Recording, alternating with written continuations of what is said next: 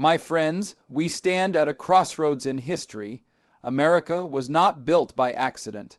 It was not built by bureaucrats, and it certainly was not built by radicals who despise our traditions. This nation was built by men and women of faith, by families who believed in hard work, personal responsibility, and moral order. They carved a civilization out of wilderness not because they were perfect, but because they were guided by timeless truths, truths rooted in natural law and in the belief that our rights come not from government, not from kings, not from elites, but from Almighty God. That is what makes America exceptional. But today, those foundations are under attack. We are told that our history is shameful, that our founding principles are oppressive, and that the values that built the freest and most prosperous country in the world are outdated relics. Let me be clear, nothing could be further from the truth. The values that made America great, faith, family, freedom, and responsibility, are not relics. They are the very reason why generations of immigrants came to this land, seeking a better life. They are the reason why we defeated tyranny in the past, why we sent men to the moon, why we became the envy of the world. And if we abandon them, we abandon the very essence of who we are. Now, when I say our foundations are under attack, I don't just mean in classrooms or in books. I mean in the way young people are taught to think about themselves and their country. Instead of gratitude for freedom, they're taught guilt. Instead of pride in achievement, they're taught shame. Instead of courage, they're taught fragility. This is not education, it's indoctrination. And the result is a generation that doesn't know its past, and therefore cannot understand its future. But we are here to say no more. We are here to say we will not allow the greatest story in human history, the story of America, to be rewritten by people who hate it. We will not allow our children to grow up believing that liberty is evil, that success is unfair, or that the Constitution is a document of oppression.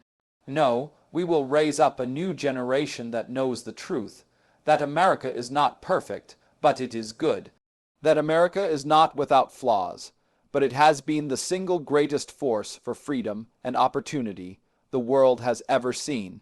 And let me remind you of this. When we defend America's foundations, we are not just defending a flag or a song or even a set of institutions. We are defending the very idea that ordinary people, created equal, endowed with rights by their Creator, can govern themselves and live in liberty. That idea changed the world, and that idea is worth protecting at all costs. So what do? First, we have to speak the truth without apology. We cannot whisper about our values anymore. We cannot act like our faith is something to be hidden. We must declare boldly that our rights come from God, not government. We must teach our children to love their country, to honor their parents, to take responsibility for their actions. Second, we have to live those values. It is not enough to preach them. If we want strong families, we must build strong families. If we want communities of faith, we must be people of faith. If we want freedom, we must exercise freedom with responsibility. And third, we must be willing to fight. Not with violence, not with hatred, but with courage and conviction. The left does not win because their ideas are better. They win because too many of us have been silent. That silence ends today. We will no longer allow lies to go unanswered.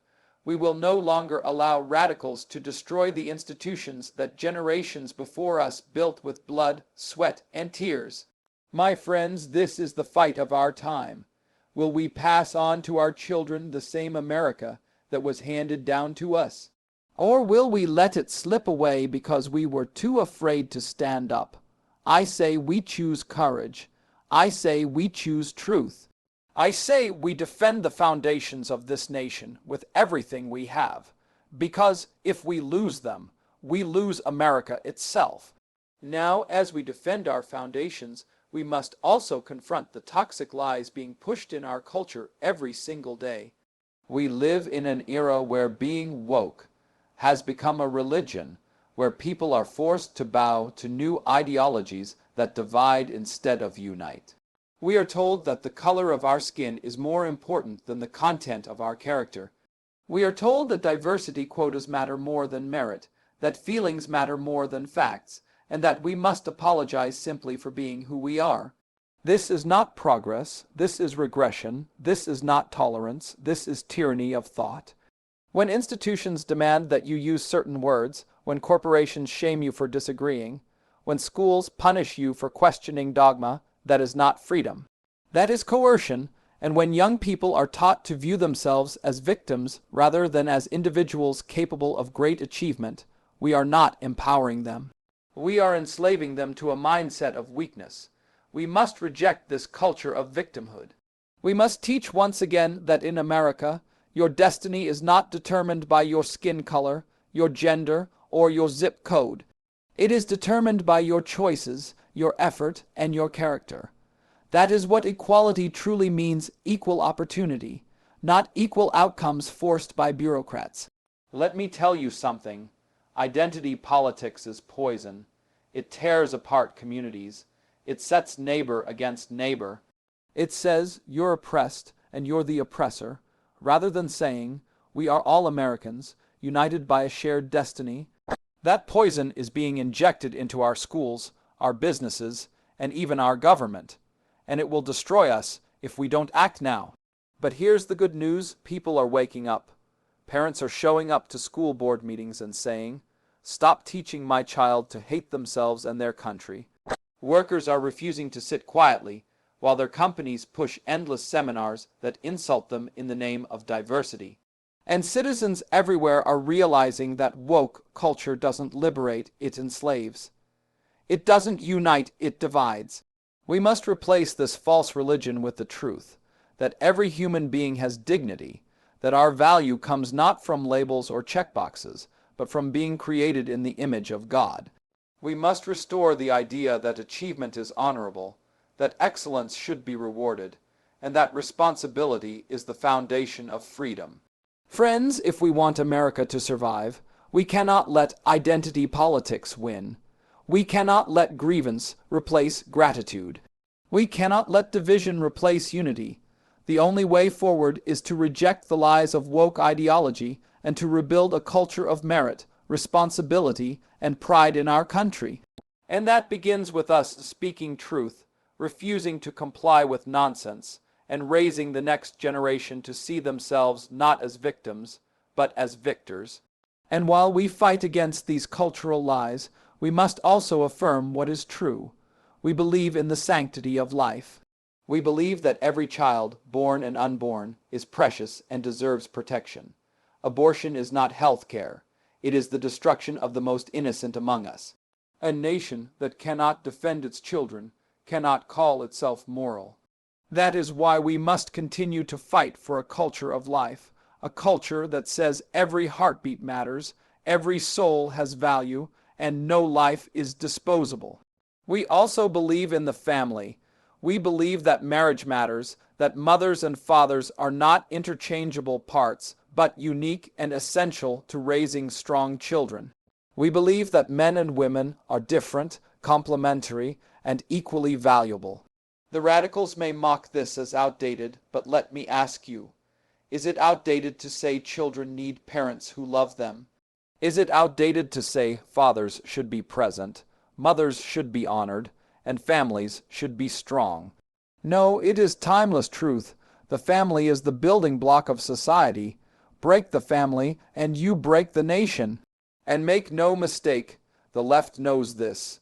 That's why they seek to redefine gender, to blur the lines between men and women, to treat motherhood as a burden rather than a blessing. They know if they can destroy the family, they can control the individual. That's why we must stand unapologetically for family, for marriage, and for the truth of who we are as men and women. And this brings me to freedom itself. Freedom is not given by politicians, it is given by God. Government exists to protect that freedom, not to take it away. But look around. Do you feel freer today than you did 10 years ago? Or do you feel more monitored, more silenced, more controlled? The truth is, freedom is shrinking because government has grown too powerful. We are told what we can say and what we cannot. We are censored on social media. We are threatened if we don't comply with mandates. And all of this is justified in the name of safety or progress. But let me tell you something.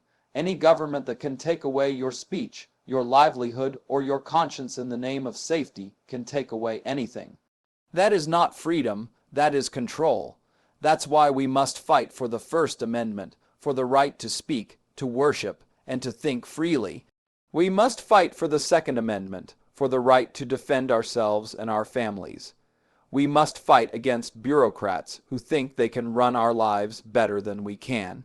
Because if we do not, freedom will be nothing more than a memory.